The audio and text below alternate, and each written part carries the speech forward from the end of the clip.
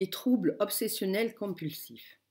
Il arrive qu'une personne ait des idées spécifiques et qu'elle effectue des gestes répétitifs, des rituels de lavage, comptage, vérification. Le TOC apparaît lorsque ces idées dépassent la simple manie et deviennent des pensées envahissantes qui génèrent des peurs, des angoisses, des compulsions, comme des envies irrépressibles d'effectuer des gestes répétitifs.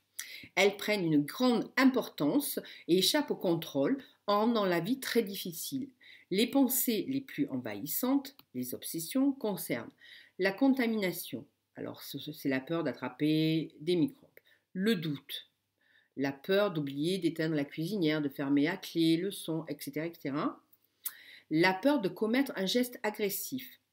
Les obsessions sont des idées, des pensées persistantes qui se répètent. Elles sont très envahissantes, génèrent de l'anxiété, une détresse psychologique importante.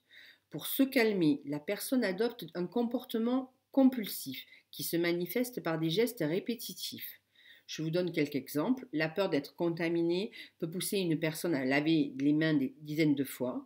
Le respect de l'ordre et de la symétrie, c'est un besoin irrationnel que les objets soient toujours placés dans le même endroit, au même endroit, au même ordre, et mobiliser l'attention complète d'une personne. Parce que si les objets occupent une place différente, du coup, ça la perturbe, cette personne. La vérification incessante des lumières fermées, des portes verrouillées, des éléments éteints de la cuisinière peuvent empêcher un individu de sortir de la maison ou même qu'il se lève plusieurs fois de son lit la nuit. Voilà, donc vous avez aussi les rituels de lavage, les mains, les poignets, etc. Donc tout ça aussi, ça devient des tocs. Les rituels de comptage, de compter le nombre de marches, les lignes sur le trottoir, les serviettes à plier, etc., etc. Ça aussi, c'est un autre.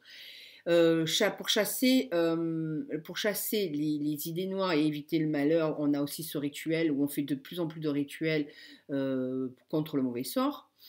Et on peut dire aussi qu'un individu peut être également obsédé par des images et des pensées qui sont liées à la sexualité ou à la religion.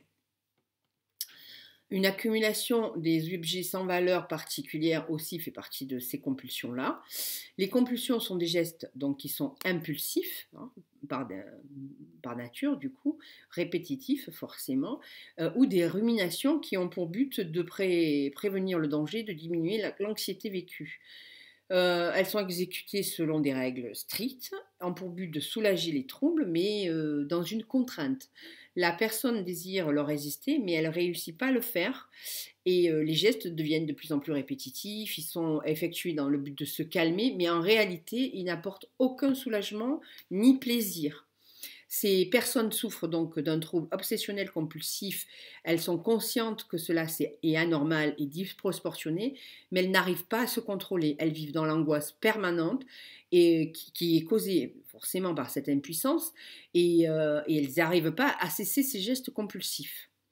Alors, ces gestes deviennent indépendants de leur volonté et la vie de ces personnes en est complètement bouleversée. Ces manies peuvent mobiliser plusieurs heures par jour, mais il faut savoir que c'est possible de traiter ces troubles obsessionnels.